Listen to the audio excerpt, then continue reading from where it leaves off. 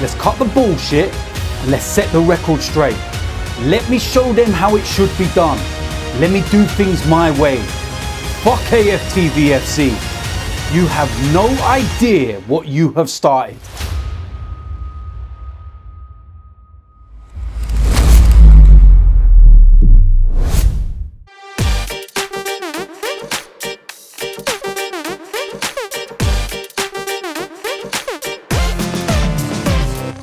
Hello boys and girls, welcome to my preview of Arsenal against Chelsea this weekend. Now today's video is sponsored by Quiff and we've given you the same deal as last time. Links are in the description to get yourself involved. Now all you have to do is make yourself a deposit, place a bet, and Quiff will automatically put you in a free draw. They will give you some bets and if they come in, you win actual money. No free bets, what you get is actual money. Now my accumulator this weekend, I've gone for 4 teams. I'm going to pull it up right there, and if that comes in, that's quite healthy. Now the bet has been quiffed. It doesn't happen all the time, but if it does, it's nice because it multiplies and your winnings could potentially be bigger. As always, make sure you gamble responsibly, and you must be over 18 years old. So yeah, links are in the description. Get yourself involved. Maybe follow my accumulator and see if that one comes in or not. And you never know, you might get some free bets and you might win some actual money. So there we go. Now, the game against Chelsea. I think a lot of people may have forgotten that we're playing this game because of everything that's gone on the last week or so. We all know that's been absolute turmoil when it feels like the life and the world is ending at Arsenal, but it's not as bad as what we may think. I know results are not great at the moment and I know there's a few problems, but I've had time to kind of digest everything, look a little bit deeper into the financial situations. And there was a video that I shared yesterday from a friend of mine, Terry, and it's quite eye-opening about the situation right now at Arsenal. Now, it doesn't matter whether Stan Kroenke puts 100, 200, 300 million pounds into the club right now. We can't actually spend it because of the wage cap and everything else that's going on in that respect. We've actually hit our limit. There's not much we can actually do right now, which is why we are going for loans. Now, I look at the future and what's going to be happening after this one. Well, one of the biggest ties that we have at the moment and which is hindering us is the commercial deals. We're still living on the old commercial deals, Puma, Emirates and everything else. At the end of this season, all the new deals kick in. The new deal with Emirates kicks in, stadium, naming rights. The new deal with Adidas kicks in, potentially Champions League money. It's ridiculous how much we've got coming in. Players that will be leaving the club: Aaron Ramsey, Cech, possibly Koscielny, looks like Lichtsteiner, maybe El Neni, Cole Jenkinson. That alone is over £500,000 a week in wages. That's ridiculous amounts of money, which we will now be able to spend on other players. I always said that this summer will be where we finally see where Stan Kroenke sits. He actually doesn't have to put any money into the club this summer because we are going to have ridiculous amounts of it. Now, we may need a little more. We may need topping up, some might say, to compete with the likes of Liverpool and Manchester City. But if Emery gets it right and we buy the right players, we could easily do it with what we've got. So we're going to have to see. We're going to really have to sit tight, see. With Emery this season, I look at him at the moment, what's he on? 41 points in 22 games. That's actually not bad. Pep Guardiola's first season at Manchester City, after 22 games, he was on 43 points. So there's not a lot of difference. Look at the team that Pep Guardiola inherited. Look at the amount of money he was allowed to spend. It took him time. So us as fans have to give Emery time. We have to support him. We have to back him. I don't agree with his stance on Mesut Ozil. Ozil should be playing, in my opinion. but it doesn't mean that I don't back the manager. I can criticise him if I don't think that he's doing something right, but I back him and I support the team 110%. And this weekend, we need to support the team. We need to put all the differences aside. We need to stop worrying about Kroenke and everything else. And we need to worry about the team. We need to make the Emirates a fortress. We need to make it feel like it did when we played Spurs. We need to be the 12th man. We need to give the players an extra lift. A lot of them players are looking a little fragile, a little jaded, shall we say. And it's down to us to try and pick them up as well. But at the same time, they need to pick us up. We're all feeling it.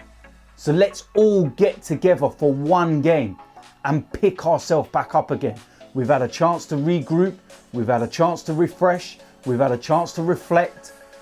And these players should be eager to get out there and right the wrongs of their performance against West Ham, because that was not good enough. It was pathetic.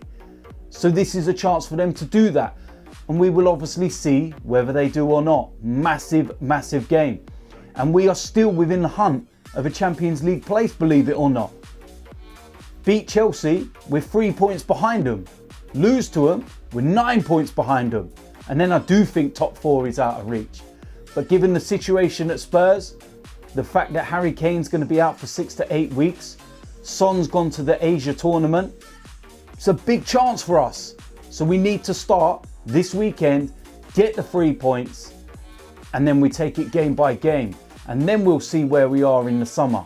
And that, for me, is where Stan Kroenke has no more hiding places, no more excuses. We've got the new commercial deals. If we add Champions League on the top of that, it will only crank the pressure on him even more, because the money's there. It's clearly there. So now we'll find out whether he backs the manager or not, because what Emery needs is his players. He needs his own style to put his stamp on the team. It's that simple. So with that said, I'm going to go and get into the predicted 1 to 11. Starting off in goal, Leno. Pretty straightforward decision. This is the one position where you kind of know what's going to be. You know who's going to play. He's clearly the Premier League goalkeeper. And clearly Cech and the likes of Martinez are the cup goalkeepers. And of course, Cech, he is leaving the club at the end of the season. But straightforward decision, and that is Leno. Now, moving into defence, and this is where I was kind of tired today and thinking about it. I genuinely believe that we need to go back to basics, and Emery needs to go with a 4-2-3-1. That's what I feel anyway. I feel that he's had to go with 3 at the back with personnel, but I want us to attack Chelsea. I really want us to attack them. I want us to be on the front foot, not play with 3 centre-backs or anything else. I don't think we've got the personnel there. Since Rob Holding's been taken out, we haven't got that player that plays out from the back. So go back to basics, 4-2-3-1, and let's see how it goes. Starting off in the right-back position, Hector Bellerin. Got a few minutes under his belt against West Ham. Absolutely no doubt whatsoever that he will start this game. Missed him big time, and that's a credit to him because he's improved dramatically this season. Hector Bellerin. Going to move into the central defensive area. First of all, we're going to go with Sokratis, our best centre-back. It's as simple as that. Got no issues whatsoever. But yeah, pretty straightforward decision, and that's Sokratis. Alongside him, I'm going to go with Mustafi. It's a choice between him or Koscielny, and I would actually go with Mustafi, even though he does wind me up. But yeah, I think those are our 2 best pairings, to be quite honest with you. Mavropanos is back, but I don't think he's anywhere near ready for this game. Played about 70 minutes for the under-23s the other day, but he still needs a few more minutes before he gets a run out. So yeah, straightforward decision, and that is Mustafi. Going to move into the left-back position, and I'm going to go with Nacho Monreal. I say this so many times, Kolasinac, he's better getting forward than he is in defence, and Nacho Monreal, he's better in defence than he is at getting forward. So if we're playing a flat 4, Nacho Monreal has to play there. Straightforward decision. Going to move into the 2 in front, and first of all, I'm going to go with Lucas Torreira. None of this resting, all this rubbish. He should have played against West Ham. Don't know why he was not played, but there's no resting him with this one. He plays in this game. It's as simple as that. Now, alongside him, there's going to be a debate and there's going to be a lot of talk about this, but I'm going to go with Granit Xhaka. And it's not because that I love Granit Xhaka or anything like that. It's because, as this season has proved, the two best pairing in there are Torreira and Xhaka. It's as simple as that. Things started going tits up when Emery took Xhaka out of that position and started playing him centre-back, left-back and all over the place. Do you remember a few weeks ago when we played Manchester United and Xhaka was suspended? Everyone was up in arms about it because they knew how important he was and he's going to miss it. He makes a mistake against West Ham and everyone's now like, that's it, get him out, deport him, do this, do that. Listen, Torreira, Xhaka is the best partnership in there. It's as simple as that. So that's what I'm going to go with. Going to move into the attacking three, and this is where things get very, very interesting. I think we need to attack Chelsea. We need to be on the front foot, and that's what I'm going to go with this game. First of all, on the right-hand side of that three, I'm going to go with Alex Iwobi. He needs to put a performance in. He's been one of our better players over recent weeks, and he really is trying, but it's his end product that really winds me up. If he gets that right, he'll be lethal. But for this game, Alex Iwobi. On the left-hand side of those three, I'm going to go with Pierre-Emerick Aubameyang. I don't need to tell him how poor he was against West Ham. He will know. He came out and said how poor he was against Liverpool in December. So, like I said, I don't need to tell him. It's as simple as that. So that's what I'm going to go with, and that's Pierre-Emerick Aubameyang. In the middle of those three, Mesut Ozil. None of this bullshit, none of this rubbish about tactical changes, leaving him out or anything like that. He comes back in this team. It's as simple as that. Let's put him in there. Let's see what he can do. He's had plenty of break. He's recently got married as well. Should be absolutely buzzing.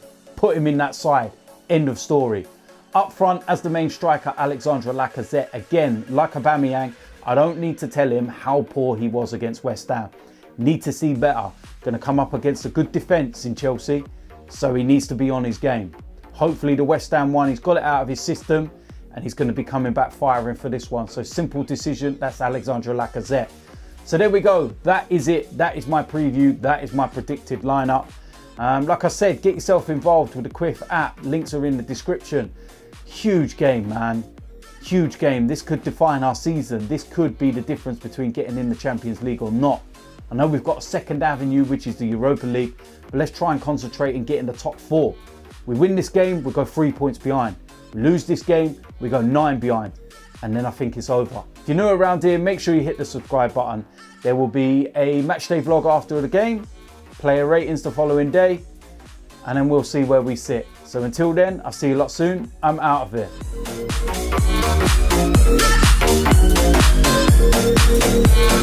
here.